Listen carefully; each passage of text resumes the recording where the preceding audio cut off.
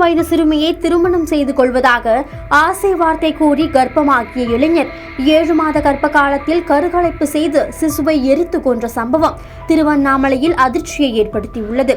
விசாரணையில் பல அதிர்ச்சி தகவல்கள் வெளியாகியுள்ளன. திருவண்ணாமலை மாவட்டம் கீழ்பெண்ணாத்தூர் அருகே 24 வயதான இளைஞர் ஒருவர் தனியார் வாட்டர் கேன் கம்பெனியில் வாட்டர் சப்ளை செய்து வந்துள்ளார். இந்த நிலையில் அதே பகுதியைச் சேர்ந்த 17 வயதான சிறுமியிடம் கடந்த 5 வருடங்களாக பழகி வந்த அந்த இளைஞர் திருமணம் செய்து கொள்வதாகவும் ஆசை வார்த்தை கூறியுள்ளார்.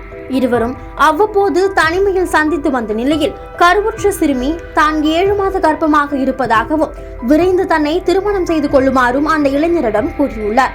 இதனிடையே கருவை கலைத்துவிட்டு திருமணம் செய்து கொள்ளலாம் என்று கூறியதை உண்மை என நம்பி இளைஞருடன் இணைந்து வயிற்றில் இருந்த 7 மாத சிசுவை கலைக்க தனியார் கிளினிக்கை அணுகியுள்ளார்.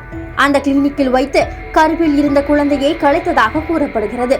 எனினும் இந்த விவகாரம் சிறுமியின் பெற்றோருக்கு தெரிய வர இளைஞரின் தரப்பினரை அணுகிய பொழுது திருமணம் செய்ய மறுத்ததாக தெரிகிறது. இந்த நிலையில் 17 வயதான சிறுமியின் உறவினர் திருவண்ணாமலை அனைத்து மகளிர் காவல் நிலையத்தில் அளித்த புகாரின் பேரில் திருவண்ணாமலை மாவட்ட காவல்துறையினர் விசாரணை மேற்கொண்டதில் 7 மாத சிசுவை எரித்து கொன்று விட்டதாக தகவல் தெரிவித்தனர். இதனை அடுத்து சிறுமியை கர்ப்பமாக்கிய இளைஞரை கைது செய்த போலீசார் விசாரணை மேற்கொண்ட நிலையில் போக்சோ சட்டத்தின் கீழ் வழக்கு பதிவு செய்து நீதிமன்றத்தில் ஆஜர்படுத்தி வேலூர் சிறையில் அடைத்தனர்.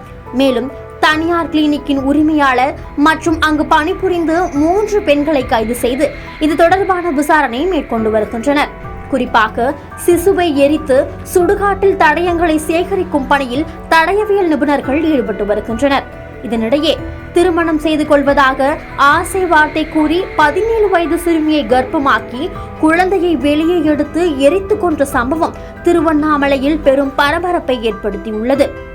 குறிப்பாக கள்ளக்குறிச்சி மாவட்டம் தேவபண்டலம் மற்றும் சங்கராபுரம் உள்ளிட்ட பகுதிகளில் மறைமுகமாக அதிக அளவில் கருக்கலைப்பு நடைபெறுவதாக பொதுமக்கள் கூறுகின்றனர்.